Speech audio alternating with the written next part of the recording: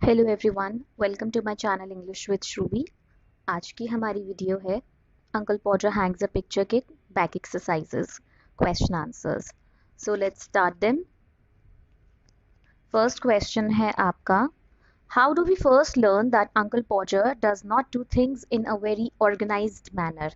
हमें ये चैप्टर में बहुत जगहों पे पता लगता है कि वो ऑर्गेनाइज्ड नहीं है बिल्कुल भी, लेकिन बिल्कुल फर्स्ट इंस्टेंस जो है इसका वो चैप्टर के स्टार्टिंग में है, जब वो एक गर्ल को बाहर भेजते हैं नेल्स खरीद कर लाने के लिए। लेकिन वो उसे ये बताना भूल जाते हैं कि कितने नेल्स लाने हैं, कितने रुपए के और किस साइज के नेल्स लाने हैं। So that is the first time that we learn that Uncle Podger is completely unorganized. When Uncle Podger sends the girl out for nails, what size? So he has to send a boy to tell her to the other details. So this is the first time we learn that he is not organized. Next question B. What are the two things that the girl has to do? उस लड़की को कौन से दो काम करके लाने के लिए बोला था अंकल पॉर्जर ने? एक तो that she has to get 6 penny worth of nails and a bit of picture cord. Okay. C. How does Uncle Podger lose his coat and then find it again? कैसे उनका कोट खो गया और फिर खुद ही उन्हें वापस मिल भी गया? तो इसका आंसर ये है क्योंकि वो उसके ऊपर बैठे हुए थे, he was sitting on it, that's why he could not find it and he could only find it when he stood up. जब वो खड़े हुए उन्हें तभी अपना कोट वापस मिला.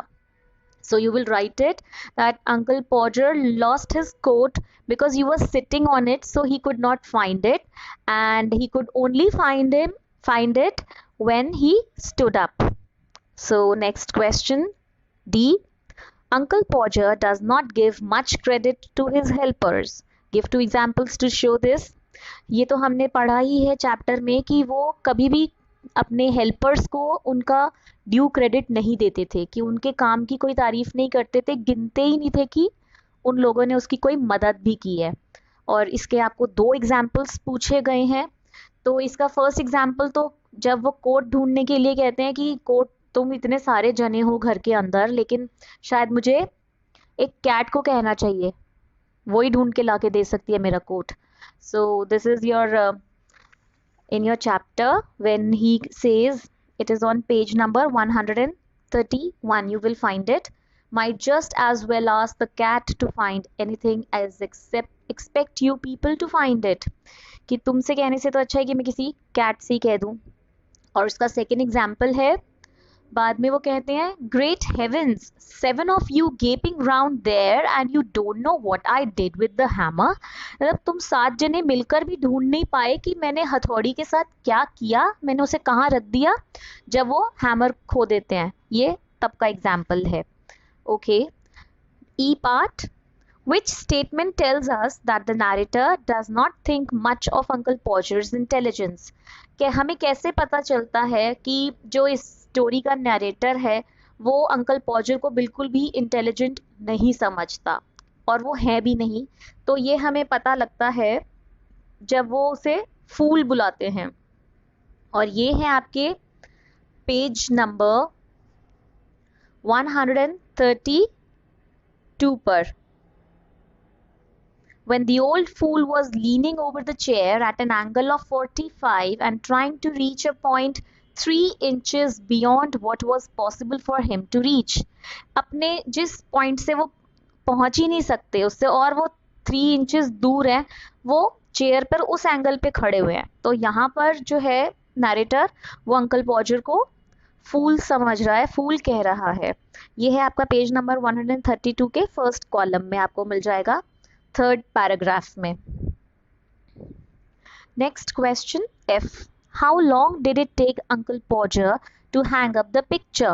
How long does Aunt Podger think it would take him to hang it up? उन्हें एक्चुअली कितना टाइम लगा अंकल पॉजर को पिक्चर हैंग करने में? एक पूरा दिन लग गया और लगभग आधी रात भी लग गई. So it took Uncle Podger most of the day and half the night to hang the picture. और आंट पॉजर को क्या लगता था कि वो उन्हें कितना टाइम लगेगा? वो कहती है ना एक जगह पर कि इसे तो अच्छा मैं एक हफ्ते के लिए अपने मायके में जाके रह आती, ताकि तुम ये काम निपटा लेते। So she thinks that it will take him a weeks time to complete this task. Okay, now next question number G, why do you think the author uses would so many times in the passage? आपको क्या लगता है कि narrator ने, author ने जगह जगह पर वुड लिखा है, वुड वाला टेंस यूज किया है अंकल पॉजर के लिए? आपको क्या लगता है ऐसा उन्होंने क्यों किया है?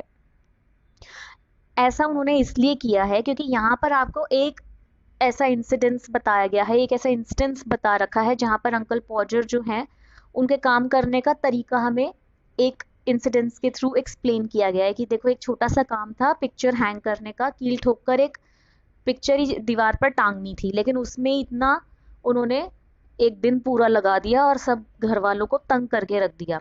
तो यहाँ पर वो बताया गया है कि वो उनका नेचर ही ऐसा है, वो जब भी कोई काम करते हैं इसी फैशन में करते हैं, मतलब इसी तरीके से उनका काम करने का तरीका ही बेकार है। और ये उसका सिर्फ एक एग्जाम्पल था, हमेशा ही वो ऐसा करते हैं, इसलिए यहाँ पर उसके लिए वुड यूज हुआ है। Okay, because here the narrator और the author is giving you only one instance of Uncle Podger's methods of doing things. He tells this story which took place in the past, but by using would he implies that Podger usually did things like this. यहाँ पर वो ये बता रहे हैं कि ये तो पास्ट में हो चुका है लेकिन उनका यही तरीका है, वो नॉर्मली भी ऐसे ही काम करते हैं। So next is okay. There are few more questions H and I part that are more difficult, that are given on your page one number 133. It has been asked to discuss them first. So let me discuss it with you. H is in what ways is the passage amusing? आपको क्या लगता है, आपको ये passage amusing क्यों लगा? It was funny, it was humorous and it was ironic at the same time. ये funny भी है और आयरॉनिक भी है। आपको बताया जा रहा है जो आदमी अपने लिए जो बात बोल रहा है वो एक्चुअली उसका ऑपोजिट है। वो अपने आप को बोल रहा है कि छोटा सा काम है ये तो मैं 2 मिनट में कर दूंगा, लेकिन उसको पूरा दिन लग गया और वो छोटा सा काम भी उसके बस की नहीं था क्योंकि उसको काम करने का सही तरीका ही नहीं आता। सो आई थिंक ये तो आंसर सबकी अपनी अपनी चॉइस के ऊपर है कि आपको, आपका रीजन क्या है, आपको ये स्टोरी अम्यूजिंग क्यों लगी। आई पार्ट देखिए, by his actions and words uncle पॉजर reveals much about himself. अपने एक्शंस से ही उन्होंने अपने बारे में बता दिया कि वो किस तरह के इंसान है। Can you make a short assessment of his character? आप उनके कैरेक्टर के ऊपर शॉर्ट असेसमेंट कर सकते हैं। मैं आपको काफ़ी सारे एडजेक्टिव्स बता देती हूँ जो उनको डिस्क्राइब करते हैं और हर एडजेक्टिव के लिए एक इंस्टेंस आपको स्टोरी में से बताना पड़ेगा कि अगर वो फुलिश हैं तो क्यों हैं, अगर वो रूड हैं दूसरों के लिए तो क्यों हैं, अनऑर्गेनाइज्ड हैं तो क्यों हैं, और देयर आर मेनी अदर। मैंने ओवर कॉन्फिडेंट हैं, अपना काम खुद करना पसंद करते हैं, किसी बाहर वाले की हेल्प लेना, उन्हें हेल्प लेना नहीं पसंद, दो वो लेते हेल्प पूरे घर की ही हैं और उसके बिना वो कुछ कर नहीं सकते, बट उन्हें एक्चुअली वो खुद काम करना पसंद है। He wants to work on his own, he is over confident, he is boastful, अपनी तारीफ खुद ही करते रहते हैं। जब कोट ढूंढ लिया था तब भी बोल रहे थे कि देखो मैंने अपना कोट खुद ही ढूंढ लिया, तुम लोगों के बस की तो कुछ भी नहीं है। कंप्लीटली अनऑर्गेनाइज्ड, इंस्ट्रक्शंस देनी नहीं आती हैं, ही इज़ नॉट एफिशिएंट। जब फाइनली उन्होंने पिक्चर हैंग की थी तो वो बहुत अगली लग रही थी, बिल्कुल भी अच्छे से सुंदर तरीके से उन्होंने पिक्चर हैंग नहीं की थी। ही is very ungrateful towards his helper. Ungrateful का मतलब होता है जब आप किसी का एहसान नहीं मानते, आप खुश नहीं होते कि हाँ सामने वाले ने मेरी मदद करी है, आप उसकी हेल्प को कंप्लीटली इग्नोर कर देते हो कि किसी ने मेरी हेल्प भी करी है, आप सारा क्रेडिट खुद को दे देते हो कि मैंने ही सब कुछ किया है और मेरी किसी ने मदद नहीं की। He is rude, he is foolish and he is very fussy. अड़ जाते हैं अपने बात पर, बिल्कुल स्टबन से हैं। ठीक है, so there are many other examples also. He is bossy and he is rude, he is always like this. So आप इस आंसर को फ्रेम कर सकते हैं खुद। नाउ अब नेक्स्ट आप देखिए पेज नंबर 134 पे वर्किंग विद वर्ड्स। इसमें आपको फर्स्ट दो पार्ट्स में दिया हुआ है, एक ए पार्ट है और एक बी पार्ट है। आपको ऊपर एक एक्सप्रेशन दिया है, ऊपर के एक्सप्रेशंस को नीचे उनके, हाँ जी, तो एक्सप्रेशंस को उनके करेक्ट मीनिंग के साथ आपको मैच करना है। फर्स्ट देखिए, to build castles in the air, हवाई किले बनाना, हवा में किले बनाना हम हिंदी में कहते हैं। इसका क्या मीनिंग है? इसका मीनिंग देखिए, टू डे ड्रीम और think of things which may never come true, ऐसी चीज़ों के ख्याल बुनना या सपने देखना जो आपको पता है कि कभी सच नहीं होंगे। Second, to bury the hatchet, bury का मतलब होता है दफन करना। हम कहते हैं ना, चलो अपने अपना गुस्सा, अपना लड़ाई मिट्टी में दफन करो, तो इट्स लाइक दैट, अपनी एनमिटी खत्म करना। To make peace, forget past disagreements और क्वारल्स, एक दूसरे से दोस्ती कर लेना वापस, शांति बनाए रखना और अपने पीछे के जितने भी झगड़े हैं उन्हें भूल जाना। Third is to cry over spilled milk, हमने हिंदी में एक कहावत सुनी है, अब पछताए होत क्या जब चिड़िया चुग गई खेत। तो इसमें यही है कि आप कोई एक्शन कर चुके हैं मगर अब उसको, उसके ऊपर पछताने का कोई फायदा नहीं, क्योंकि अब आप उसे अंडू नहीं कर सकते। तो इसका आंसर है B, to be happy about something that can no longer be put right. ठीक है, ऐसी चीज के लिए दुखी होना जिसको अब आप ठीक भी नहीं कर सकते। Fourth, to do a thing by hook और बाय क्रुक, हिंदी में हम कहते हैं ना कि चाहे ऐसे या वैसे, चाहे साम दाम दंड भेद, मुझे ये काम करना ही है। तो इट्स लाइक दैट कि फर्स्ट है इसका answer, to do something by any means whether fair और फोल। जैसे हम कहते हैं ना कि चाहे अच्छे तरीके से करना पड़े, चाहे गलत तरीके आजमा के कंप्लीट करना पड़े, लेकिन किसी काम को अंजाम देना, चाहे किसी भी तरीके से देना पड़े। Fifth, to draw the line at, इसका क्या मीनिंग होता है?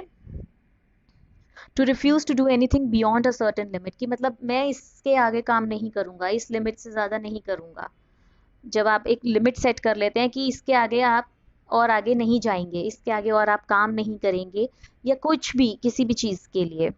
Sixth, to eat one's own words, अपने खुद के वर्ड्स खा जाना नहीं होता इसका मतलब होता है टू अपोलोजाइज और take back what one has said, अपने कहे हुए शब्द वापस लेना। हिंदी में हम कहते हैं ना कि मैं अपने शब्द वापस लेता हूँ, जब हम गलती से किसी को कुछ ऐसा बोल देते हैं जिससे उसका दिल दुख जाए या हर्ट हो वो, तो हम कहते हैं कि आई एम सॉरी। ये एक सॉरी कहने का तरीका है, अपने शब्द वापस लेना। ओके, टू अपोलोजाइज, माफी मांगना। ऑल राइट, सो नेक्स्ट है आपका सिमिलीज। सिमिलीज क्या होते हैं? सिमिलीज होते हैं जब हम दो चीज़ों का आपस में कंपैरिजन करते हैं, दो चीज़ों को आपस में, जब उनमें कोई एक सिमिलैरिटी होती है, कोई एक ऐसा कैरेक्टरिस्टिक होता है, इससे फीचर होता है जो उन दोनों को आपस में सेम या सिमिलर बना देता है।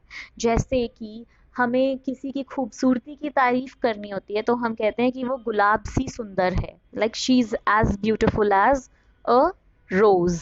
तो ये होते हैं हमारे सिमिली जिसमें हम एज यूज करते हैं। She is as beautiful as a rose, she is as fool as a donkey. इस तरह से यहाँ पर आपको दिए हुए हैं कुछ सिमिलीज दिए हुए हैं 6, लेकिन उनको करेक्टली मैच नहीं किया गया, आपको उन्हें करेक्टली मैच करना है। जैसे कि as agile as an elephant, agile कौन होता है? जो बहुत ही फुर्तीला हो, फटाफट इधर से उधर मूव कर सके। तो यहाँ पर एलिफेंट तो बिल्कुल भी फुर्तीला नहीं होता, लेकिन हम कौन से एनिमल का नाम लगा सकते हैं फुर्तीला में? मंकीज, बिकॉज वो बहुत ही क्विकली एक जगह से दूसरी जगह मूव कर जाते हैं। सो यहाँ पे आंसर आएगा as agile as a monkey. Second है आपका as bright as donkey. I am sure donkey तो बिल्कुल भी ब्राइट नहीं माना जाता, सीधा सा जानवर है, बहुत चुपचाप खड़ा रहता है, लेकिन it's not a bright animal. तो यहाँ पर इसका आंसर आएगा एज ब्राइट एज। हम पीकॉक को भी बहुत ब्राइट कहते हैं क्योंकि वो बहुत रंग बिरंगा होता है, ब्यूटीफुल होता है, बहुत ही एक्टिव होता है। जैसे ही उसको खुशी होती है वो तुरंत अपने पंख फैला लेता है, डांस करता है, भागता भी है। तो या तो आप पीकॉक लिख सकते हैं या आप लाख लिख सकते हैं। सी है as faithful as a monkey, faithful होता है वफादार, और वफादार तो हम सब जानते हैं कि डॉग होता है, तो as faithful as a dog या फिर hound. D, as slow as a lion, lion slow होता है नहीं, स्लो के लिए हम हमेशा स्नेल का या टॉर्टोइस का एग्जाम्पल देते हैं, तो it's as slow as a snail. As timid as a dog, timid होता है जो एकदम से डर के छुप जाए, आई एम श्योर डॉग तो ऐसा नहीं होता, ऐसा माउस होता है, चूहे जो एकदम से आपके आहट से ही डर के भाग जाते हैं, as timid as a mouse. And last is as clumsy as a crow, क्या क्रो आलसी होता है, क्लमजी होता है नहीं, as clumsy as an elephant होता है। इसके बाद हैं आपके हाइफन्स, ये सब हमारी फिगर्स ऑफ स्पीच हैं और पार्ट ऑफ ग्रामर भी हैं। आपके वर्किंग विद वर्ड्स सेक्शन में आपको ग्रामर और ग्रामर के ही अलग अलग पार्ट्स सिखाए जाते हैं। एक हमने सिमिली जो है वो एक फिगर ऑफ स्पीच है जो हम स्पीच को सुंदर बनाने के लिए और इफेक्टिव बनाने के लिए यूज़ करते हैं, और हाइफन जो है वो हमारे इट्स पार्ट ऑफ स्पीच। ठीक है, हाइफन होता है जब हम दो वर्ड्स के बीच में लगाते हैं। आपने कंपाउंड वर्ड्स पढ़े हैं, कंपाउंड वर्ड्स होते हैं दो प्रॉपर मीनिंगफुल वर्ड्स को मिलकर बना के एक थर्ड वर्ड बन जाता है। ठीक है, लेकिन यहाँ पर दो वर्ड्स को मिलाकर हम लिखते नहीं हैं, उन दोनों के बीच में हम हाइफन लगा देते हैं और उससे फिर कोई नया मतलब निकल आता है। जैसे कि देखिए, इससे ये जो होते हैं हाइफन लगाने से, इससे क्या होता है, अगर इसको आप अलग अलग जगह पर लगा दोगे तो बात का मतलब चेंज हो जाएगा। जैसे कि वाइट बोर्ड क्लीनर, अब इसमें आप वाइट बोर्ड के बीच में आप हाइफन लगाएंगे तो बन जाएगा कि वाइट बोर्ड क्लीन करने वाला, वाइट बोर्ड को क्लीनर। लेकिन अगर आप वाइट बोर्ड के बाद क्लीनर और बोर्ड के बीच में हाइफन लगाते हैं तो उसका मतलब चेंज हो जाता है, व्हाइट बोर्ड क्लीनर। ओके, अब यहाँ पर देखिए आपको और भी दिए हुए हैं, आपको एक्सप्लेन किया गया है हाइफन्स क्या है, और आपके चैप्टर में भी बहुत जगहों पर ऐसे वर्ड्स यूज किए गए हैं जहाँ हाइफन यूज हुआ है। देखो मैंने उसकी लिस्ट बना रखी है, आपकी स्क्रीन पर आपको नजर आएगा, जैसे कि frame maker, dining room, step ladder, kitchen chair, spirit level, picture cord, semi circle, 31, 45, इन सब के बीच में हाइफन्स लगे हुए हैं। ठीक है, hyphens are not used in established compound words, compound words में यूज नहीं होता वो, जैसे बुक केस है, हेड मास्टर है, इनमें हम कभी भी हेड और मास्टर के बीच में हाइफन नहीं लगाते। ठीक है, हम उसको एक पूरा एक कंबाइन करके ही लिखते हैं कंपाउंड वर्ड के रूप में। A hyphen is often used in a compound adjective when it comes before a noun. Noun से पहले अगर वो आ जाता है तो वो compound adjective बना देता है, जैसे rain slashed windows, मतलब कि ऐसी विंडोज जिनको रेन से, जिन पर रेन की बूंदें पड़ी हों। हार्ड वर्किंग चिल्ड्रन, यहाँ पर हार्ड और वर्क किस तरह का वर्क है, हार्ड वर्क चिल्ड्रन, तो यहाँ पर इस तरह के आपके कंपाउंड एडजेक्टिव्स बनाए हुए हैं। A hyphen is usually required in compounds that use a negative prefix. ये देखिए नेगेटिव प्रीफिक्स में जब वर्ड नेगेटिव में बनता है, एंटी एक वो है प्रीफिक्स टाइप है जिसका मतलब हमेशा अगेंस्ट में ही होता है, कि कोई जब किसी चीज के अगेंस्ट या ऑपोजिट होता है तो एंटी वर्ड लगाते हैं, जैसे एंटी एयरक्राफ्ट। एक्स बी जो कि अब प्रेजेंट नहीं है, पास्ट हो चुका, ex president, x teacher, x CEO. Non, ये भी हम इन तरह के जो प्रीफिक्सेस हैं इनको लगाकर हम ऑपोजिट्स बनाते हैं, एंटोनिम्स बनाते हैं, जैसे non violent, non profitable, non sense. और वाइस, वाइस लगाते हैं, वाइस के दो मीनिंग होते हैं, एक वाइस का मतलब होता है बुराई और ये एक दूसरा होता है जिससे हमें किसी की डेजिग्नेशन पता लगती है, जैसे कि vice chairman, okay, vice principal. All right, a hyphen is used in compound words where two vowels together may cause difficulties in pronunciation. जैसे कि ओ को लगा और उसके बाद जो वर्ड शुरू हो रहा है वो भी ओ से स्टार्ट है, तो दोनों वॉवल्स हैं ओ और ओ, उनको इकट्ठे करके प्रोनाउंसिएशन करने में दिक्कत होती है, तो हम हाइफन लगा देते हैं। जैसे कोऑपरेशन, री एडुकेट, यहाँ पर डबल ई है, डबल ओ है। अब देखिए, हाँ, इसकी एक्सरसाइज सी देखिए जो हाइफन्स की ही है। यहाँ पर आपसे पूछा गया है कि आपको करेक्ट जगह पर हाइफन प्लेस करना है, तो आप कहाँ लगाएंगे। A green fingered gardener can grow plants easily. यहाँ पर देखिए ये कंपाउंड एडजेक्टिव है, कैसा गार्डनर, उसकी फिंगर कैसी है, ग्रीन फिंगर्ड, ठीक है। तो यहाँ पर ग्रीन और फिंगर्ड के बीच में आप हाइफन लगाएंगे। सेकेंड है the top heavy sack fell off the top shelf. Top heavy यानी कि वो वाला सैक, वो वाली बोरी जो ऊपर से भारी है, जिसमें ऊपर ज्यादा वजन डल गया है, इसलिए वो शेल्फ से गिर पड़ी। तो टॉप और हैवी के बीच में आप हाइफन लगाएंगे। The circus performer entertained us with a hair raising trick, sorry. Circus performer ने हमें एंटरटेन किया हेयर रेजिंग ट्रिक से। तो यहाँ पर हेयर रेजिंग कैसी ट्रिक थी, यहाँ पर उस ट्रिक को एडजेक्टिव दिया गया है हेयर रेजिंग ट्रिक का, तो हेयर और रेजिंग के बीच में हाइफन लगाएंगे। His brother in law was a hard working office manager. यहाँ पर brother in law, father in law, mother in law, daughter in law, sister in law, इन सब में ब्रदर और लॉ, इन तीनों के बीच में दो हाइफन्स लगेंगे। ये रिलेशंस बताते हैं, relationships. The new member of parliament has left wing ideas. यहाँ पर बताया गया, यहाँ पर भी एडजेक्टिव ही है, कैसे आइडियाज है, लेफ्ट विंग, तो लेफ्ट और विंग के बीच में हाइफन लग जाएगा। So that's all for now. आपकी इस वीडियो में मैंने आपकी यहाँ तक की हाइफन की ही एक्सरसाइज कवर करी है। इसके बाद है आपका पेज नंबर 135 पे लर्निंग अबाउट लैंग्वेज, जो कि आपकी लैंग्वेज स्टडी है, यानी कि ग्रामर है पूरा, उसकी मैंने वीडियो इसमें नहीं लिया है। Okay, so thanks for watching my video, see you later, bye.